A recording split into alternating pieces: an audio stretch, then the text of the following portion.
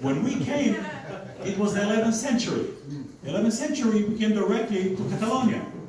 So all this wonderful golden era of Judaism in Spain, in Andalusia, the Ibn Gabirol, the Ibn Ezra, the philosophy, the poetry, we were not part of it. We were in communication. For instance, Rabbi Shmuel HaNagid, who was the greatest Jew in my opinion, under Islamic Spain, he was the only one with the title of Wazir, like Prime Minister. He was the chief of staff of the military.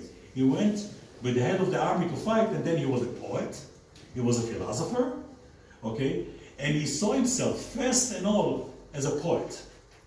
And when he had an argument with a poor Jewish guy who was in his court, and the guy left, the poet, that prime minister, the wazir, ran after him with a horse, apologized to him, and begged him to come back.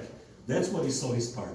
Now this person, Benjamin of Toledo, Hanagid, Shmuel Hanagid, was in direct communication with our ancestor Chizkiah ben David. They wrote to each other and all that. So the story goes that the sons of Chizkiah ben David, when they escaped, they came to him, well, he was dead already.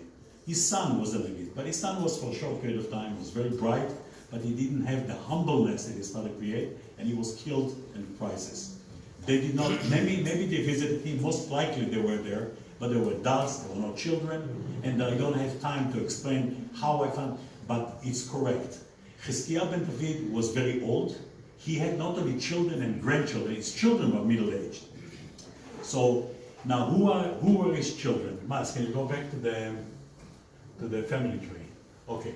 Now, one we know for sure was David, because he was named after Chizkiah ben David, son of David. And that's the line of the Ibn Yichya, Don Yichya, the Harlap family, who are all over the world, and they're a very famous family. And we're in touch with them, they're in touch with us, and the Harlap family. Isaac is a person I created. I mean I created this because of the name pattern, and I needed a name, and I made a mistake. I'm here to tell you that was a mistake, because I didn't read others, and I said, no, he had to have one generation before Mar Shaltiel, okay? And because of the name of the grandson of Mordechai, I assumed it was Yitzchak.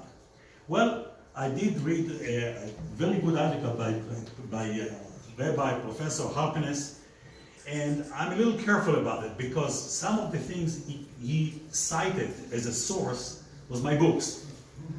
So if you say, I'm reading so much, maybe he was not that smart. But he also, in his opinion, and I kind of, he was right on it, I think, Yitzchak did not exist. It was Mar Shaltiel. He was the son. So in my opinion, David, and then Mar Shaltiel. Then there was another guy. And that guy was Yosef, and he was called, he was the grandfather of Rabbi Yehuda ben Barzilai Anasi. Now, in my opinion, he was related to the family, but he was married to a sister of those two guys. So he was not a brother, but brother-in-law. And now his grandson, Rabbi Yehuda ben Barzilai Anasi, if not Maimonides, who really was the general power, I mean, he overwhelmed everybody, he would have been the Maimonides. He wrote the books about the law, about philosophy. He lived in Barcelona area and all that, and he was a great scholar. Only he was overtaken, justifiably so, by Maimonides, which was second to none. Harambam. But there was always something that common to all this line. So anyway, we kept about Mar Shaltiel, Ibn Dawood, and then that people, the Halab is abbreviation of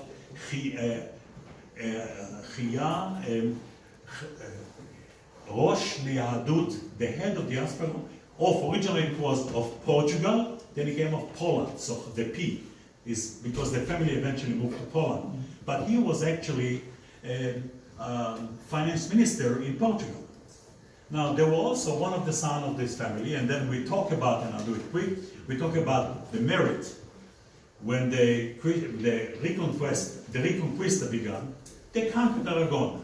The Muslims were so scared, they left their land, they left everything. Now they had huge amount of land. The king wanted to create properties, he wanted to create income, he wanted to create taxes. What does he do? So he needed to divide. So he took Chiyai ben Daoud, who was today is an engineer, he was mathematician, geometer, and he actually the person who divided Aragon to properties. And he was a cousin. At the same time, so we have now the family arrived. So say arrived late, but my God, they left their impressions.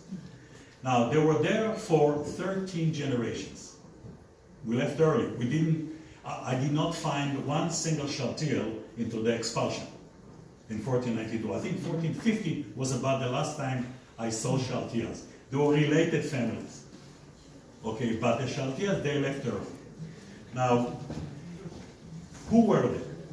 I mean, the one line that really connects us all with Maimonides and with Chizkiah ben, through Chizkiah ben David, come to Rabbi Yehuda ben Bazel HaNasi, they were of the follower of the Aristotelian theory of rationalism in philosophy. And this is the most important. I'm going to talk about it on Friday. That's our contribution. Because that's what they did, is synthesizing the monotheism with rationalism. And that's actually create us as Jews from being Hebrews or Israelites. And that was a period of time on which on Friday I'll talk about it, which is very important. Now, our family that came to Barcelona, they came to Catalonia, we were really the carrying of the torch of Maimonides. Some of them translated the books of Maimonides. Professor Paloma showed the book of Mishneh Torah of Harambam, of Maimonides. Now, it's something very interesting. The first book ever printed in Hebrew, and I was able to prove it. They knew it was an older printed book, they didn't know it was the first one. I was able to prove it. Was Mishneh Torah, was printed in Hebrew. And the printer was, you know my name, Moshe Shaltiel, the printer was Moshe Shaltiel. Okay, right there, the first book ever printed in Hebrew, but it was book of Maimonides, rationalism.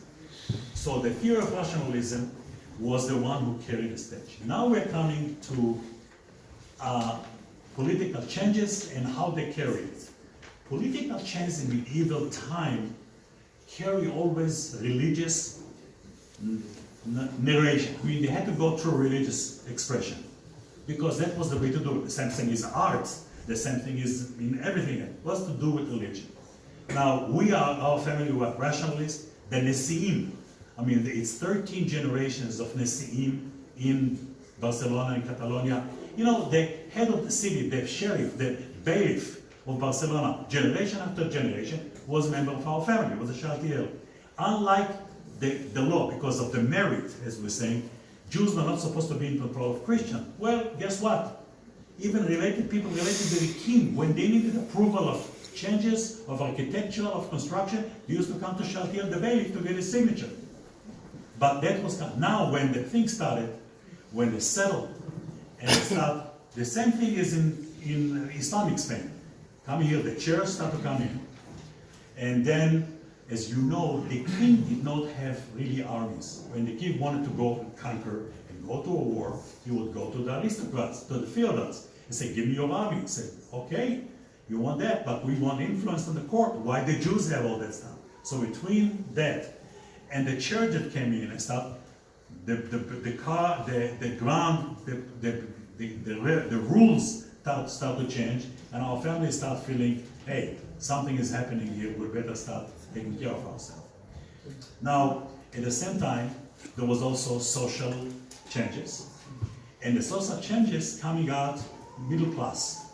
There were no middle class at the time. There was the Nesiim, which was our family, and I'll talk in a second about their names. Okay, they came out, they started the pattern of names.